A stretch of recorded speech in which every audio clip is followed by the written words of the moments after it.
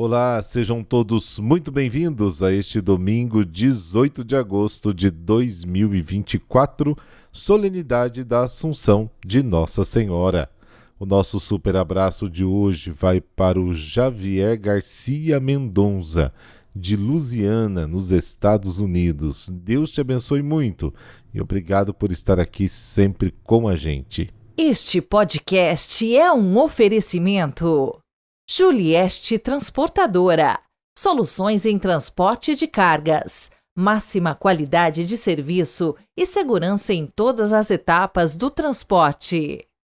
Na descrição deste podcast, você encontra o site de todos os nossos patrocinadores. Prestigie! O evangelho de hoje traz a visita de Maria à sua prima Isabel. Quando Lucas fala de Maria, pensa nas comunidades do seu tempo, que viviam espalhadas pelas cidades do Império Romano, e lhes oferece em Maria um modelo de como devem se relacionar com a palavra de Deus.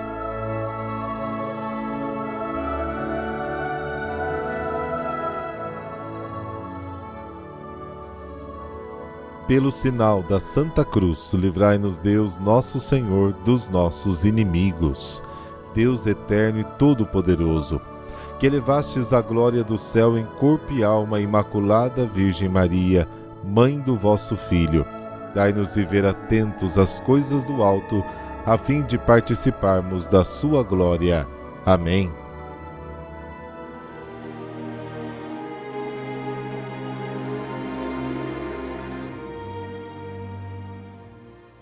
Lucas, capítulo 1, versículos de 39 a 56. O Senhor esteja convosco, Ele está no meio de nós. Proclamação do Evangelho de Jesus Cristo segundo Lucas. Glória a vós, Senhor. Naqueles dias, Maria partiu para a região montanhosa, dirigindo-se apressadamente a uma cidade da Judéia. Entrou na casa de Zacarias e cumprimentou Isabel. Quando Isabel ouviu a saudação de Maria, a criança pulou no seu ventre. Isabel ficou cheia do Espírito Santo. Com um grande grito exclamou: Bendita és tu entre as mulheres, e bendito é o fruto do teu ventre. Como posso merecer que a mãe do meu Senhor me venha visitar?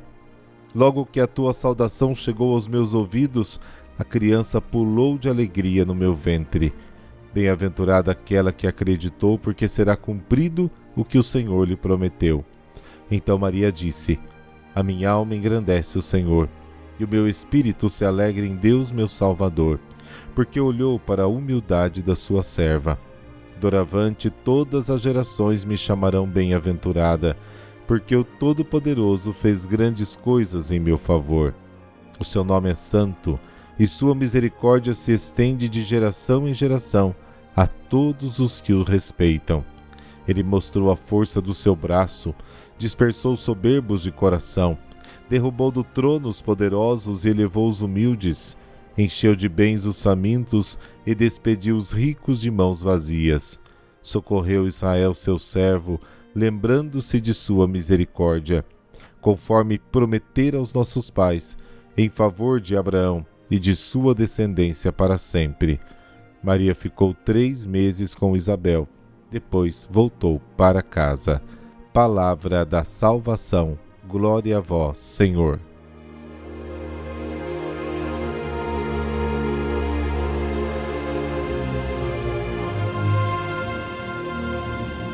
Depois da anunciação do anjo, Maria parte imediatamente em direção às montanhas. Para Jesus é a primeira viagem missionária realizada através da mãe, que antecipa a ação evangelizadora da comunidade cristã. E aqui começa o grande caminho que preenche todo o Evangelho de Lucas e dos Atos dos Apóstolos. A palavra de Deus vai do céu à terra, de Nazaré a Jerusalém, de Jerusalém a Judéia e até os confins da terra.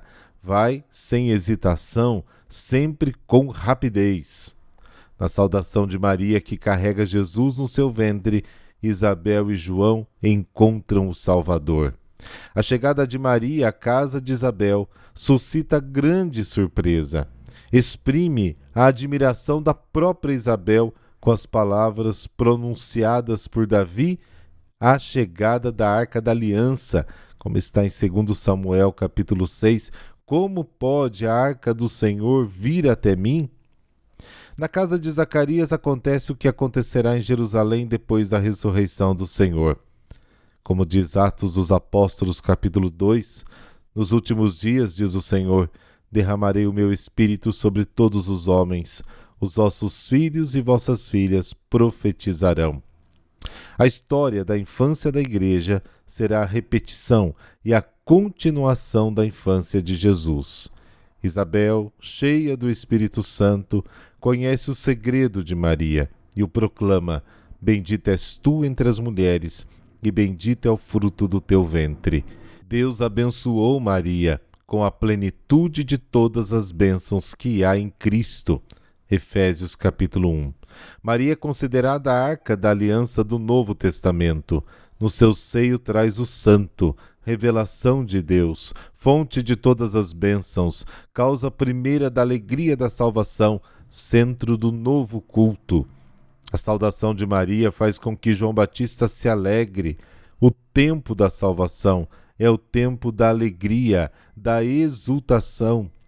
O cântico de louvor de Isabel termina com as palavras que exaltam Maria. Bem-aventurada aquela que acreditou que se cumpririam as palavras do Senhor. Maria tornou-se mãe de Jesus porque obedeceu à palavra de Deus. E quando uma mulher do povo, voltando-se para Jesus, a proclama bem-aventurada, bem-aventurado o ventre que te trouxe os seios de onde tiraste o leite, Jesus trará ainda algo surpreendente e completará a expressão de louvor dizendo: bem-aventurados aqueles que ouvem a palavra de Deus e aguardam. Ele quis dizer, não só porque deu à luz, mas porque fez a vontade do Pai. A história da salvação de Israel começa com um ato de fé. Abraão havia partido sozinho para um país desconhecido com a sua esposa estéril, porque Deus o chamou e lhe prometeu uma descendência abençoada. Gênesis capítulo 12. E a história da salvação do mundo começa com um ato de fé. Maria crê na palavra do Senhor.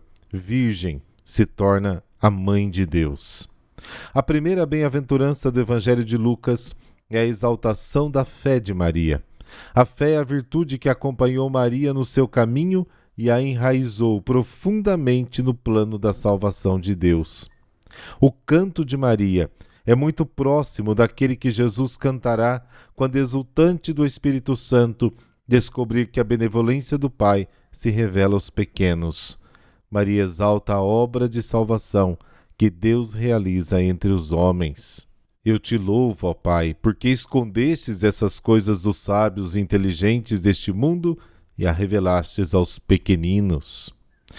O hino, o Cântico de Maria, se desenvolve como um mosaico de citações e alusões bíblicas que encontram um paralelo do Cântico de Ana, 1 Samuel capítulo 2, geralmente considerado como a sua fonte principal, tanto do ponto de vista da situação, do tema e também da formulação.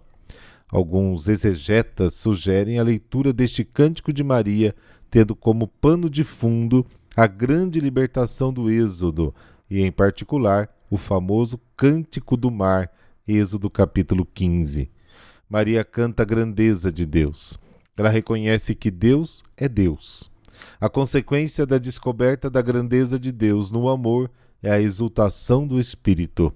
A descoberta do imenso amor de Deus por nós supera o medo. Quem conhece o verdadeiro Deus se alegra com a sua própria alegria. A razão do dom de Deus a Maria não é o seu mérito, mas o seu demérito, a sua humildade, humus, terra, palavra da qual também deriva homem. Maria é o nada absoluto, a única capaz de receber o tudo. Ela se faz pequena, ela se faz humilde para receber aquele que é. Deus é amor. O amor é um presente. O presente só é na medida em que não é merecido. Deus é, portanto, acolhido em nós como amor e dom apenas na medida da consciência do nosso demérito, da nossa distância, da nossa pequenez objetiva e da nossa humildade. Maria é o primeiro ser humano que reconhece plena e absolutamente o seu nada e a sua distância infinita de Deus. O mérito fundamental de Maria é a consciência da sua própria pequenez. Ela reconhece o seu próprio nada diante do infinito que é Deus. Por essa razão, a Igreja proclama justamente Maria isenta do pecado original, que está na antiga mentira que impede o homem desta humildade confiante que deveria ser típica de toda criatura. Salmo 131. A humildade de Maria não é aquela virtude que leva a humilhar-se. A sua humildade não é virtude, mas a verdade essencial de cada criatura, que ela reconhece e aceita o seu próprio nada, o seu próprio ser terreno. Todas as gerações se alegrarão com ela pela própria alegria de Deus, porque nela o abismo de toda a humanidade se encheu de luz e se revelou como capacidade de nos conceder Deus, dom dos dons. Deus é amor todo-poderoso. Ele mostrou isso entregando-se totalmente. O seu nome, a sua pessoa, é conhecido e glorificado entre os homens, porque o próprio Deus santifica o seu nome, se revelando e se entregando aos pequenos. Maria resume numa só palavra todos os atributos daquele que ela já chamou de Senhor, Deus, Salvador, Poderoso, Santo. O nome de Deus é misericórdia. Deus é amor e não pode nunca deixar de amar. É a misericórdia que não pode deixar de sentir ternura pela miséria das suas criaturas. São Clemente de Alexandria afirmava que, pela sua misteriosa divindade, Deus é Pai, mas a ternura que tem por nós faz com que se torne mãe. Ao amar, nos abraça a mão do Pai e a mão da Mãe. Maria descreve a história bíblica da salvação em 7 ações de Deus. A descrição com os verbos no pretérito significa o que Deus já fez no Antigo Testamento, mas também o que ele realizou no Novo, porque o cântico composto pelo Antigo Testamento expressa também a comunidade cristã, canta a obra de Deus à luz da ressurreição de Cristo já reconhecida. Em relação a esta revolução operada por Deus, que derruba os poderosos dos seus tronos e envia os ricos de mãos vazias, notamos que também esta é uma obra grandiosa e comovente da misericórdia de Deus. Os soberbos caem, só ficam os humildes. Na pobreza, eles são colocados na condição de serem elevados e saciados por Deus. Na experiência do vazio e do colapso dos ídolos, o homem se encontra na melhor posição para buscar a Deus. Em Maria está presente Deus feito homem. Nela se cumprem as promessas de Deus. É pela fé em Cristo que é descendência de Abraão. O cumprimento da promessa feita por Deus a Abraão é definitivo. Em ti serão benditas todos os povos da terra. Gênesis capítulo 12.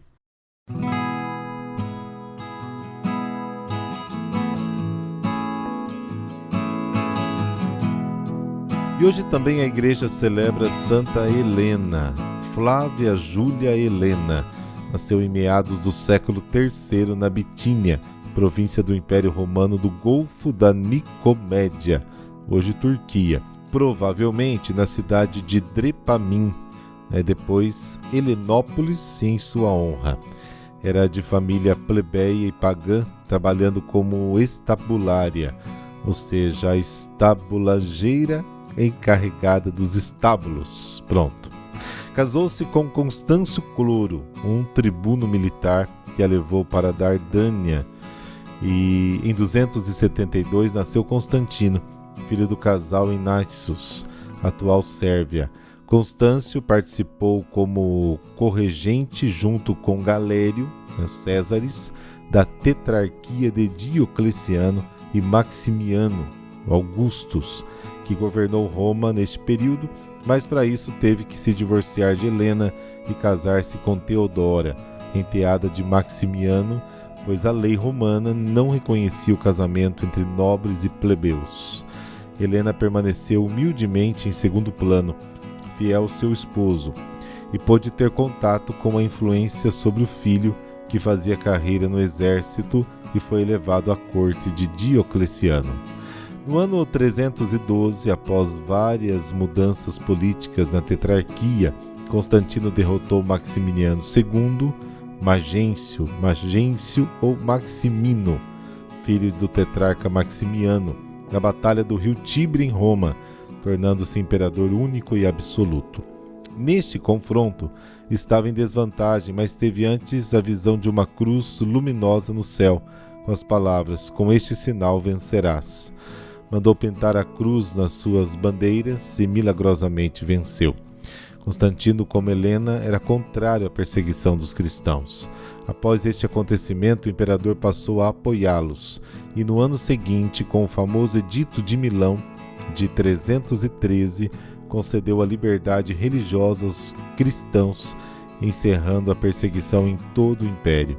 Helena se fez logo batizar, mas Constantino, apesar de ser considerado o primeiro imperador romano cristão, só quis ser batizado próximo da sua morte, em 337. Helena, mãe do imperador Constantino Magno, recebeu dele primeiro o título de mulher nobilíssima e depois o de Augusta, honraria maior do império. Passou a viver na corte e se dedicar à expansão do cristianismo, promovendo a evangelização, construindo igrejas e mosteiros e patrocinando obras assistenciais para pobres e enfermos, como também intercedeu pela libertação de presos e o retorno de exilados. Ela não se deixou contaminar pelos faustos imperiais e consta que participava das celebrações religiosas modestamente vestida, confundindo-se com a população, e que servia pessoalmente a pessoas com fome, as quais convidava para as refeições. Já idosa, com quase 80 anos, fez uma peregrinação à Terra Santa, um grande desejo seu. Lá se hospedou num convento onde participava piedosamente das orações e mandou construir vários mosteiros. Empenhou-se particularmente em descobrir as relíquias da Santa Cruz de Cristo, auxiliando nas escavações que fazia o bispo Macário. Por fim, no Gólgota foram encontradas 3 cruzes sobre um templo pagão que ela mandara derrubar. O milagre apontou qual delas era de Cristo. Segundo uma versão, o morto ressuscitou ao ser tocado sobre ela, e não sobre as outras 2. Outra versão relata a cura de uma mulher agonizante pelo mesmo processo. Os 3 cravos que prenderam Jesus ao madeiro foram levados para Constantino, e uma delas foi encastoada na coroa de ferro, hoje na Catedral de Monza, para lembrar a submissão que devem ter todos os governantes ao Rei dos Reis. As santas relíquias são conservadas na Basílica de Santa Cruz de Jerusalém. A descoberta de Santa Helena foi registrada pelos escritores Sulpício Severus e Rufinus no século IV. Mas ela procurou ainda o local do nascimento de Jesus e o local no Monte das Oliveiras, onde o Cristo falou aos apóstolos antes da ascensão. Em cada um dos lugares construiu uma igreja, respectivamente o que é a Basílica da Natividade em Belém e a da Ascensão no Monte das Oliveiras, a qual recebeu mais tarde o seu nome. Voltando a Roma, já pressentindo a morte, Helena faleceu em 329 ou 330, com 80 anos, assistida pelo imperador seu filho.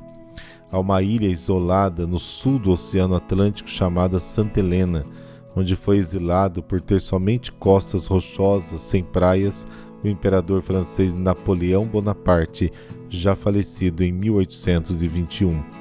Descoberta em 1502 pelo navegador galego João da Nova, no dia 18 de agosto, festa da Santa, e que por isso recebeu também o seu nome. Oremos. Senhor, que pelos cravos da cruz de vosso Filho, pregastes ferreamente nos reinados deste mundo a verdadeira nobreza do Espírito, concedei-nos pela intercessão de Santa Helena a graça de escavarmos nas nossas almas até lá, vos achar, pois nunca nos abandonas, e construir, edificar as nossas vidas sobre a santidade localizada em Cristo, e assim vencendo as tentações e o mal sob o signo, o sinal da cruz, nos elevemos definitivamente para vós, apoiados na rocha da fé e virtudes que Santa Helena tão bem praticou nesta vida. Amém. Por intercessão de Nossa Senhora assunta ao céu, dessa bênção de Deus Todo-Poderoso, Pai e Filho e Espírito Santo. Amém. Bom domingo para você e até amanhã.